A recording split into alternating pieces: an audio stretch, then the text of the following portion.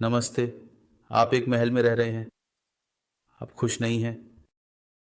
और फिर एक ऐसा व्यक्ति है जो एक झोपड़ी में रह रहा है। वह गरीब है और फिर भी वह खुश है।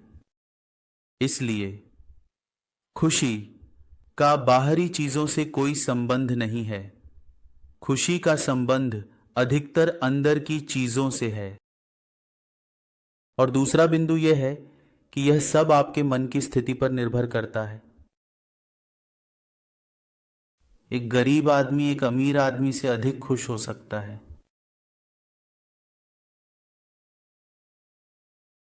इसलिए यह सब आपके मन की स्थिति पर निर्भर करता है और यही चांद अत्यंत महत्वपूर्ण हो जाता है।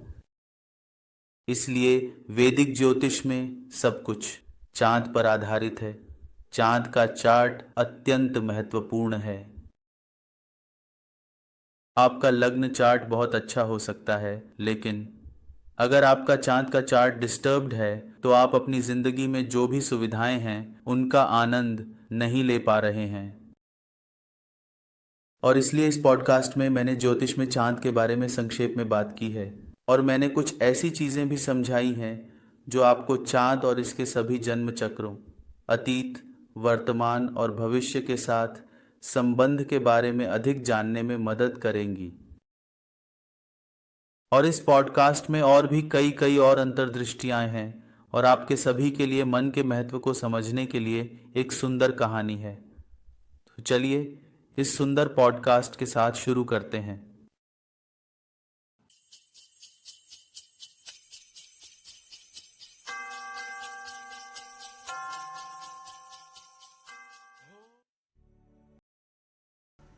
चांद मन का प्रतीक है। जिस तरह चांद विभिन्न चरणों के माध्यम से बदलता रहता है, नए चांद के दिन से शुरू होकर पूर्ण चांद के दिन तक मानव मन भी लगातार बदलता रहता है। इसका कारण यह है कि मन की स्वभाव ही परिवर्तनशील है। जन्म और पुनर्जन्म का चक्र भी मन का है, आत्मा का नहीं। आत्मा बहुत शुद्ध है और शुद्ध चेतना है। हालांकि यह आपका मन है जो आत्मा को एक जन्म चक्र से दूसरे जन्म चक्र की ओर ले जाता है। जन्म क्यों होता है? जन्म दो कारणों से होता है। पहला कारण है आपके मन की इच्छा और दूसरा कारण है वह कर्म जो आपको इस जन्म चक्र में चुकाने हैं। ये कर्मिक कारण उन इच्छाओं का परिणाम हैं जिनका आप पीछा कर रहे हैं। पिछले जन्म उनमें और कर्मिक रण का अगला चक्र उन इच्छाओं का परिणाम होगा जिनका आप इस जन्म में पीछा कर रहे हैं। और इस प्रकार हमारे जीवन में सभी दुखों और उपलब्धियों का स्रोत इच्छा है। आप इस दुनिया में कुछ पाने, कहीं पहुंचने की जलती हुई इच्छा के साथ आए थे और फिर जब आपकी इच्छा पूरी हो जाती है तो आप दुखी होने लगते हैं। इसलिए कहा जाता है कि किसी चीज की इच्छा करने से पहले सोचें, इसकी पूरी संभावना है कि यह पूरी होगी और फिर आप दुखी होंगे। यह इच्छा जो मन से उत्पन्न होती है, जो चांद है, उसे ज्योतिष में राहु कहा जाता है। कभी आपको मेरी किताब राहु को कैसे पार करें पढ़नी चाहिए। और इसलिए जब चांद अच्छी स्थिति में नहीं होता, जब चांद किसी कठिन घर में होता है या जब चांद किसी दुष्ट ग्रह के साथ होता है तो इच्छा की गुणवत्ता कम होती है, जो यह भी दर्शाता है कि आपके कुंडली में राहु अच्छी स्थिति में नहीं है। और जब राहु अच्छी स्थिति में नहीं होता तो पूरा चार्ट नकारात्मक मोड़ ले लेता है। फिर चाहे अन्य ग्रह कितने भी अच्छे स्थान पर हों या आपके जन्म कुंडली में एग्जॉल्टेड ग्रह हों, कोई फर्क नहीं पड़ता। अंतिम परिणाम आपके जीवन में एक बड़ी निराशा होगी या आपका जीवन खुद एक पूर्ण असफलता होगा। और इसलिए मानव जीवन और उसकी किस्मत की जड़ चांद की स्थिति यानी मन पर आधारित है। आध्यात्मिक मार्ग तब शुरू होता है जब आप मन से परे बढ़ना शुरू करते हैं। जैसे ही मन को पूरी तरह से पीछे छोड़ दिया जाता है और केवल शुद्ध जागरूकता रह जाती है, वही मोक्ष है। हमेशा याद रखें कि केवल 3 रहस्य हैं: जीवन, मृत्यु और प्रेम, और ये तीनों मन से परे हैं। आपकी आध्यात्मिक प्रगति इस पर निर्भर करती है कि आप अपने भीतर कितनी गहराई से जड़ें जमा चुके हैं और आप मन से कितनी दूर बढ़ चुके हैं। जब कोई व्यक्ति अधिक सोच रहा होता है तो वह अभी भी अपने मन में बहुत फंसा हुआ है। उसने अभी तक असली स्वतंत्रता का अमृत, खुशी का अमृत नहीं छका है। कल मोहन ने पूछा, मन से कैसे आगे बढ़ें? और उत्तर सरल है। इसे कई संतों ने दोहराया है और मैं इसे एक बार फिर से दोहराऊंगा। उत्तर है, रोज़ाना ध्यान करना शुरू करें और रोज़ाना मंत्र का जाप करने पर ध्यान केंद्रित करें। मोहन ने पूछा, आपको एक विशेष मंत्र या श्लोक का जाप क्यों करना चाहिए? क्योंकि जब आप एक विशेष मंत्र या पवित्र श्लोक का जाप करना शुरू करते हैं तो आपका पूरा ध्यान एक ही विचार पर होता है, पवित्र भगवान का विचार। और जब आपका मन एक विशेष मंत्र के विचार पर एकाग्र हो जाता है तो आप मानसिक शक्ति प्राप्त करते हैं जो आपको विचार की स्पष्टता प्रदान करती है। और यह केवल तब होता है जब आपके पास विचार की स्पष्टता होती है, तब आप सही निर्णय ले सकते हैं और इस प्रकार जीवन में और उसके बाद सफलता प्राप्त कर सकते हैं। जब आप एक मंत्र का जाप कर रहे होते हैं तो आपका पूरा ध्यान उसी एक विचार, उसी एक मंत्र पर होता है। और भगवान की आध्यात्मिक प्रगति मुख्य रूप से अवांछित विचारों से मुक्ति की डिग्री और एक ही विचार जो कि मंत्र है पर ध्यान केंद्रित करने की डिग्री पर आधारित है। मंत्र विचारों की तरंगें हैं। मंत्र का जाप से अपने भीतर सकारात्मक ऊर्जा की प्रचुरता पाते हैं और यह सर्वोच्च ऊर्जा है जो आपको चेतना के उच्च स्तर पर उठने में मदद करती है। और एक बार जब आप उच्च चेतना प्राप्त कर लेते हैं तो आप मन को नियंत्रित कर सकते हैं और फिर आप मन से परे जा सकते हैं। और जिस क्षण आप जीवन के एक ऐसे क्षण का अनुभव करने में सक्षम होते हैं जो मन से परे है, तब आप वास्तव में अंतिम सत्य भगवान की चेतना का सामना करते हैं। भगवान अंतिम चेतना है। पूर्व में हम चेतना को क्रियामाण चेतना के रूप में संबोधित करते हैं। पश्चिम में इसे मसीह चेतना के रूप में संबोधित किया जाता है। दूर पूर्व में इसे बुद्ध चेतना के रूप में संबोधित किया जाता है। नाम, संस्कृति और विश्वास के आधार पर बदलते हैं। सर्वोच्च चेतना बनी रहती है।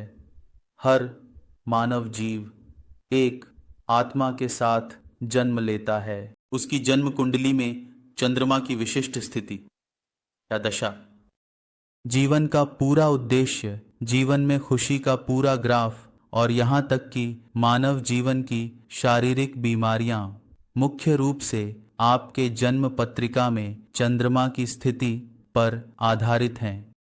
और इसलिए चंद्रमा का चार्ट मानव जीवन के मामलों में अत्यंत महत्वपूर्ण हो जाता है। चंद्रमा का चार्ट यह दर्शाता है कि आपने अपने पिछले जीवन में क्या प्राप्त किया है और आप अपने वर्तमान जीवन और उसके बाद के जीवन में क्या प्राप्त करना चाहते हैं। वैदिक ज्योतिष में मानव जीवन के हर पहलू का मूल्यांकन आपके जन्म पत्रिका में चंद्रमा की स्थिति के आधार पर किया जाता है। नवजात शिशु के नाम से लेकर उस नक्षत्र तक जिसमें शिशु का जन्म होता है और उस नक्षत्र तक जिसमें एक व्यक्ति की मृत्यु होती है, यह सब चंद्रमा की स्थिति पर आधारित है। चंद्रमा का राशि, चंद्रमा का नक्षत्र अत्यंत महत्वपूर्ण हो जाता है। इसी तरह महादशा अवधि भी उस नक्षत्र पर आधारित होती है जिसमें आपका चंद्रमा स्थित है, और इसलिए आपके पूरे जीवन की यात्रा और भाग्य आपके जन्म पत्रिका में चंद्रमा की स्थिति पर आधारित है। जब आप अपने जीवन के एक बहुत अच्छे चरण का आनंद ले रहे होते हैं तो आप कई पाप करने की प्रवृत्ति रखते हैं, क्योंकि जितना अधिक व्यक्ति सुख और शक्ति की खोज करता है उतना ही वह जीवन में गलतियां और पाप करने के लिए बाध्य होता है। हालांकि मुझे बताओ कि अगर आपको पता चले कि आप 7 दिनों में मरने वाले हैं तो आप सुख की खोज या शक्ति की खोज में ज़्यादा रुचि नहीं रखेंगे। इसलिए यह सब मन की स्थिति पर निर्भर करता है। जैसे ही मन को यह एहसास होता है कि मृत्यु निकट है, यह पागल दौड़ को रोक देता है। यह अधिक गंभीर, अधिक समझदार, अधिक दयालु हो जाता है, अधिक आरामदायक। मुझे एक सुंदर कहानी की याद दिलाता है। एक व्यक्ति एक महान संत के पास आता था और वह हमेशा पूछता था, सर, एक बात मुझे परेशान करती है। आप इतने निर्दोष, इतने शुद्ध हैं, यह कैसे संभव है? मेरे मन में संदेह उठता है कि शायद आप बस दिखावा करते हैं। इस भ्रष्टाचार की दुनिया में कोई इतना शुद्ध, निर्दोष और इतना कुंवारा कैसे हो सकता है? कोई दुनिया द्वारा भ्रष्ट होने से कैसे बच सकता है? गहराई में आप वही चीज रखते हैं, लेकिन सतह पर आपने इसे बनाए रखा है। एक दिन वह आदमी आया, उसने फिर से वही बात कहनी शुरू की और गुरु ने कहा, सुनो, तुम्हें कहने के लिए कुछ और महत्वपूर्ण है, बस अपना हाथ दिखाओ। उसने अपने हाथ को देखा, बहुत उदास हो गया, अपनी आंखें बंद की और रोने लगा। आदमी ने कहा, क्या हुआ? आप क्यों रो रहे हैं सर? मैंने आपको कभी रोते नहीं देखा। उसने कहा, मैं रो रहा हूं क्योंकि केवल 7 दिन बचे हैं। 7 दिनों के भीतर आप चले जाएंगे। आपकी जीवन रेखा कट गई है। अगले रविवार आप मर जाएंगे। इसी वजह से मैं रो रहा हूं। अब आप जो चाहें पूछ सकते हैं। आप कुछ पूछना चाहते थे? आदमी ने कहा, मैंने भूल गया। आपने मुझे बहुत परेशान किया है। सिर्फ 7 दिन। अब यह गुरु लोगों द्वारा इतना पसंद किया गया था, इतना सम्मानित था कि यह संदेह करने का कोई कारण नहीं था कि वह झूठ बोलेगा। आदमी घर की ओर दौड़ा, बीमार पड़ा। 7 दिनों तक अपने बिस्तर से नहीं हिला। हर दिन गिरता गया, खाना बंद कर दिया, सो नहीं सका। रिश्तेदार इकट्ठा हुए। 7वें दिन वे बस इंतजार कर रहे थे, क्योंकि गुरु ने कहा था कि जैसे ही सूरज डूबेगा वह मर जाएगा, और जाने के लिए बस आधा घंटा बचा था। सूरज बस डूब रहा था और रिश्तेदार, दोस्त, पत्नी और बच्चे रो रहे थे, और आदमी बस मृत्यु में डूब रहा था। फिर गुरु आए और आदमी से कहा, मेरे पास एक सवाल है पूछने के लिए। इन 7 दिनों में क्या आपने कुछ ऐसा किया जिसे आप पाप, अशुद्धता कहते थे? भ्रष्टाचार, यह और वह। क्या आपके मन में कोई विचार आया, कोई सांसारिक विचार? आदमी ने बड़ी मुश्किल से अपनी आंखें खोली। उसने कहा, आप किस बारे में बात कर रहे हैं? मैं मर रहा हूं। जब एक आदमी मर रहा है तो वह पाप या दुनिया के बारे में कोई विचार कैसे रख सकता है? इन 7 दिनों में मेरे चारों ओर केवल मृत्यु थी। मुझ में एक भी सांसारिक इच्छा नहीं थी। मैं केवल भगवान के बारे में सोच रहा था। मैं प्रार्थना कर रहा था, भगवान का नाम दोहरा रहा था। गुरु हंसे। उन्होंने कहा, आप उठ सकते हैं, आप मरने वाले नहीं हैं। यह केवल आपको यह दिखाने के लिए एक योजना थी कि मैं क्यों शुद्ध हूँ। मृत्यु लगातार मेरे चारों ओर है। इससे क्या फर्क पड़ता है कि यह 7 दिनों में आ रहा है या 7 वर्षों में या 70 वर्षों में। इससे कोई फर्क नहीं पड़ता। यह केवल समय का सवाल है। यह आ रहा है। यह निश्चित है, यह आ रहा है। जब मृत्यु आ रही होती है तो यह आपके चेतना के लिए बहुत स्पष्ट हो जाता है।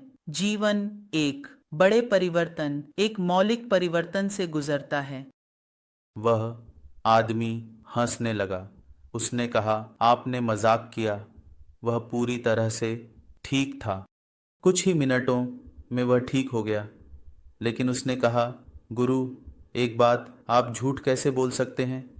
गुरु ने कहा, यह न तो झूठ है और न ही सत्य। यह एक योजना है, एक नक्शबंदी। नक्शबंदी का मतलब है सूफी। यह नक्शबंदी सूफी आदेश को भी संदर्भित करता है, जो एक प्रमुख आध्यात्मिक मार्ग है जो मौन, ध्यान और स्मरण पर जोर देता है। तो आप देखिए, वास्तव में उस आदमी को कोई बीमारी नहीं थी, लेकिन क्योंकि उसके मन ने इस तथ्य को स्वीकार कर लिया कि वह 7 दिनों में मरने वाला है, वह बीमार और बिस्तर पर पड़ा हो गया। कल्पना करें, मन की स्थिति चाँद पर कितना निर्भर है। हमेशा याद रखें, मन की इच्छा, मन की प्रकृति और इसकी गुणवत्ता हर जन्म चक्र में बदलती रहती है और इसलिए परिवर्तन निरंतर है। हर जन्म चक्र में आप चांद की एक अलग स्थिति के साथ आते हैं और इसलिए चांद के राशियां और चांद के नक्षत्र हर जन्म चक्र में बदलते रहते हैं और इसलिए यदि इस जन्म चक्र में आपके चांद की स्थिति कठिन है तो डरने की कोई आवश्यकता नहीं है। सही मार्गदर्शन और निरंतर आध्यात्मिक अभ्यास के साथ आप एक बेहतर भविष्य की ओर रास्ता बना सकते हैं। आपका मन की स्थिति जो चांद है, भविष्य के जन्म चक्रों में सकारात्मक रूप से आकार लेगी। कर्म 3 प्रकार के होते हैं: संचित कर्म, प्रारब्ध कर्म और क्रियामाण कर्म। संचित कर्म सभी पिछले जन्म चक्रों का संग्रह है। प्रारब्ध कर्म आपके पिछले जन्म चक्र का संग्रह है, जबकि क्रियामाण कर्म उस कर्म से जुड़ा है जो आप दैनिक आधार पर करते हैं। इसलिए क्रियामाण कर्म को वर्तमान दिन का कर्म कहा जाता है। ज्योतिष या आध्यात्मिक उपाय आपके क्रियामाण कर्म को विशेष उपायों के माध्यम से सुधारने में मदद करते हैं, जैसे कि दैनिक आधार पर मंत्र का जाप करना, खाने का दान करना और भगवान और देवी देवताओं को प्रसन्न करने के लिए विशेष धार्मिक अनुष्ठान करना। इस मानव जीवन में सब कुछ संभव है। एक सिनर एक महान संत में बदल सकता है। संत वाल्मीकि अपने जीवन के प्रारंभिक वर्षों में एक चोर थे, लेकिन बाद में वे एक महान संत में परिवर्तित हो गए। और यह संत वाल्मीकि थे जिन्होंने हिंदुओं के सबसे पूर्ण ग्रंथों में से एक रामायण की रचना की। रामायण भगवान राम की जीवन कहानी का एक सुंदर दिव्य वर्णन है। यहाँ तक कि संत पौल अपने जीवन के प्रारंभिक वर्षों में एक बहुत ही घमंडी व्यक्ति थे, लेकिन बाद में वे एक महान संत में परिवर्तित हो गए। उनका नाम पौल था, लेकिन बाद में वे संत पौल बन गए। तो पौल बन जाते हैं और यह संत पौल थे जिन्होंने यूरोप में चर्चों का निर्माण किया। संत का अतीत पापी का भविष्य होता है। किसी को कभी भी निंदा न करें, किसी का जल्दी से न्याय करने के लिए न हो, क्योंकि जीवन निरंतर परिवर्तन है। परिवर्तन को छोड़कर बाकी सब कुछ बदलता है और इसलिए लोग अपने स्थिति के अनुसार बदलते हैं, सितारे बदलते हैं और जैसे जैसे वे अपने कार्यों के प्रति अधिक से अधिक जागरूक होते हैं, जागरूकता आपके सभी जीवन की समस्याओं की कुंजी है। और इसलिए दैनिक ध्यान और दैनिक मंत्र जप करना शुरू करें। शक्तिशाली शांत करने वाले मंत्र का जप करें। ओम श्री काल भैरवाय नमः। विष्णु मंत्र का जप करें। ओम विष्णवे नमः। गणेश मंत्र का जप करें।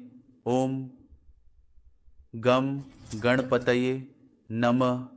हमेशा याद रखें, हमेशा कोई न कोई आपको देख रहा है और कोई ऐसा है जो आपकी परवाह करता है, और वह कोई और नहीं बल्कि अच्छे पुराने भगवान हैं।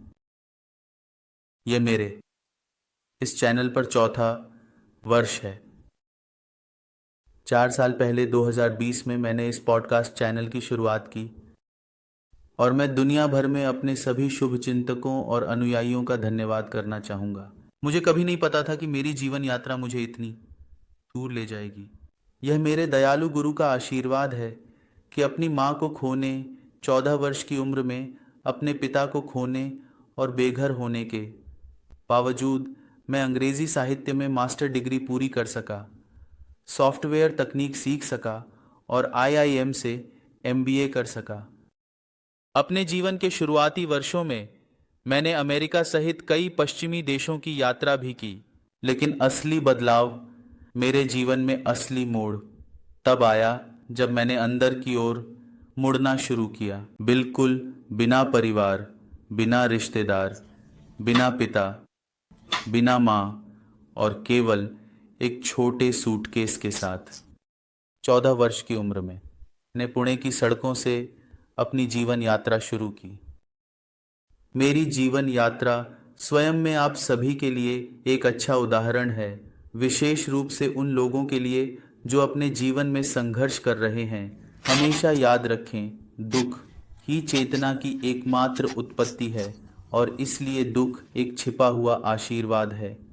मेरी जीवन यात्रा के शुरुआती वर्षों में कई लोगों ने मेरा मजाक उड़ाया। कुछ ने मुझ पर गंदे काले जादू के जादू टोने किए, कुछ ने तो मुझे मारने की भी कोशिश की, लेकिन मेरे दयालु गुरु दिव्य मास्टर ने मुझे जीवन के सभी तूफानों से बचाया।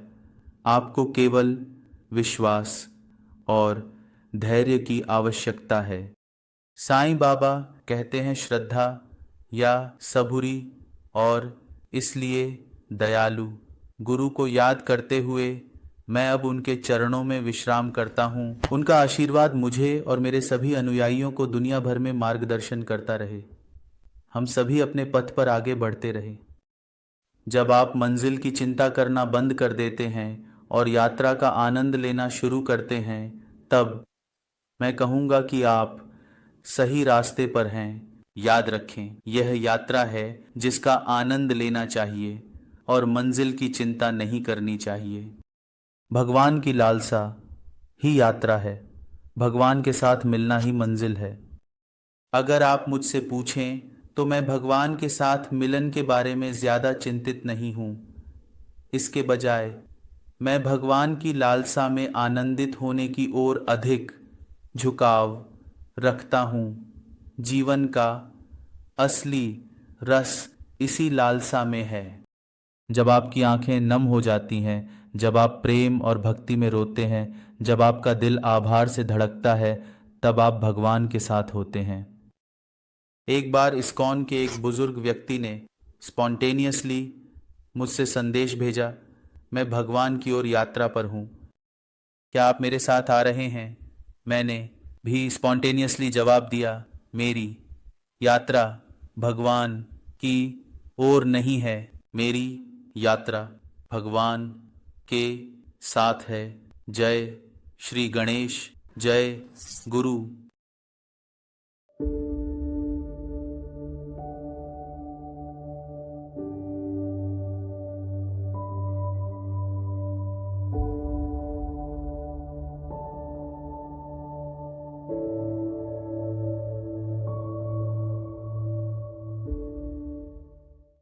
यूं गम घन पतई नमः, यूं गम घन पतई नमः, यूं गम गणपतये नमः, यूं गणेशाय